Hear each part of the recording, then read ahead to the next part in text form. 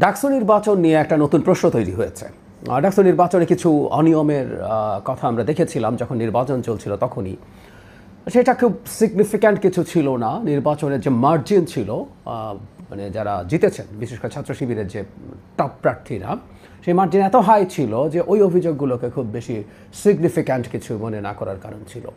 কিন্তু সম্প্রতি একটা অভিযোগ সামনে এসছে। এই অভিযোগটা এই নির্বাচনকে প্রশ্নবিদ্ধ করছে, কোনো সন্দেহ নেই। এবং ডাকসুর উচিত, ডাকসুর শুধু না, আমার কাছে মনে হয় এই ব্যাপারটা নিয়ে সম্ভবত আদালতের কাছেও যাওয়া দরকার এবং একটা খুব ভালো তদন্ত হওয়া দরকার আছে। অভিযোগটা এইরকম, আমরা একটা টিভি চ্যানেল নিউজ 24 তারা একটা দীর্ঘ রিপোর্ট করে দেখিয়েছেন যে ডাকসু নির্বাচনের ব্যালট পেপার ছাপা হয়েছে নীলক্ষেতে। মানে নীলক্ষেতে ছাপা হলে সমস্যা কি, এই প্রশ্ন সাথে সাথেই কারো মাথায় আসতে পারে। আমি সেই জায়গায় আসবো, রিপোর্টটা আপনারা দেখে নেবেন, আমি আপনাদেরকে অনুরোধ করছি। তারপর এর কন্টেন্ট নিয়ে আমি কিছু কথা বলবো। এবং এর সাথে যেটা জরুরি প্রশ্ন সেটা হচ্ছে ব্যালট নিয়ে আরও কতগুলো গুরুত্বপূর্ণ প্রশ্ন তুলেছেন এই নির্বাচনে পার্টিসিপেট করা প্রার্থীরা, এবং এগুলো সব মারাত্মক অভিযোগ। এবং তাতে আমরা এটুকু বলতে পারি যে নির্বাচনের জয় পরাজয়ও আদৌ এখন ঠিকঠাক মতো নির্ধারিত হতো কি না, এগুলো যদি ঠিক থাকতো, এই প্রশ্ন আমরা করব।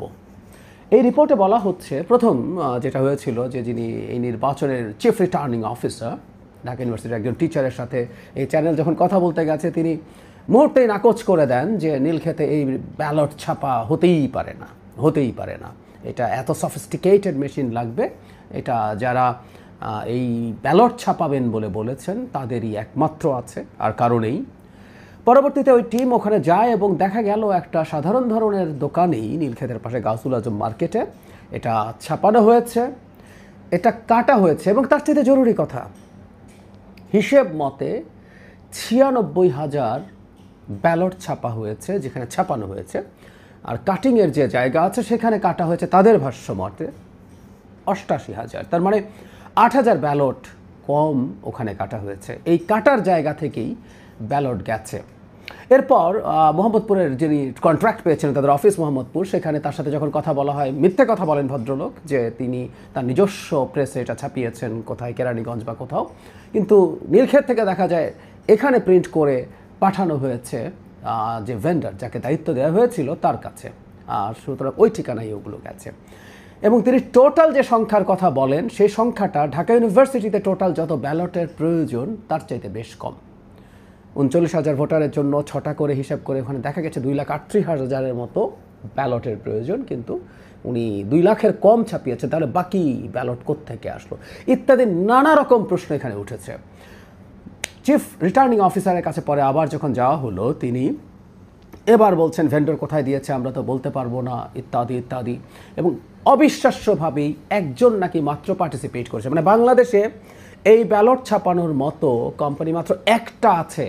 আমরা কি এটা বিশ্বাস করি?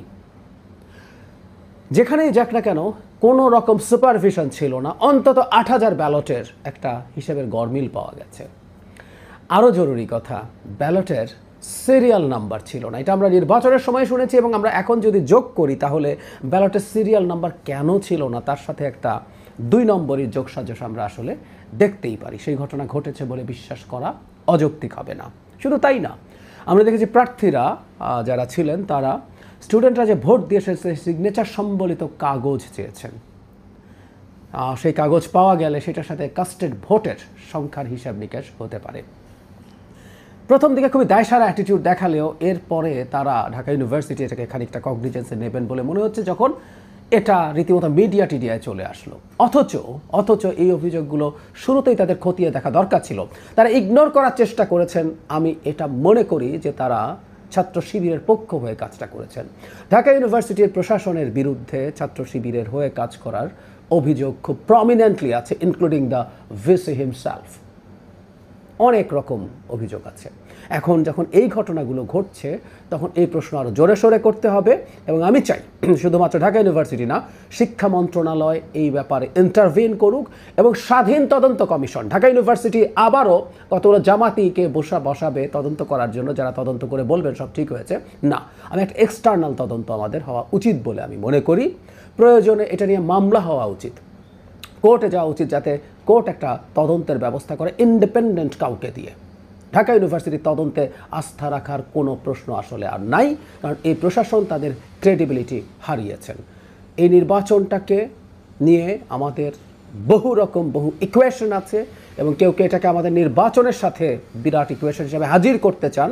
আমি এটাকে এত ইনভলভ হবে বলে মনে করি না, বাট এই নির্বাচনটাকে সেল করছে জামায়াতে ইসলামী তাদের জাতীয় নির্বাচনের ক্যাম্পেইনের জন্য। সুতরাং এই নির্বাচনটা আদতে ঠিক ছিল কিনা, এর মধ্যে 2 নম্বরই হয়েছিল কিনা, এটা জাতীয় নির্বাচনে তাদের কৌশলের সাথে যেহেতু জড়িত হয়ে গেছে, এটার গুরুত্ব এখন শুধু ডাকসুতে নেই, এটার গুরুত্ব আরও অনেক বেশি হয়ে গেছে, অনেক বেশি বেড়ে গেছে। আমি আবারও বলি, একটা মাত্র প্রতিষ্ঠানের এই ক্ষমতা আছে এটা আমরা বিশ্বাস করি না বাংলাদেশে এই রকম ছাপানোর জন্য।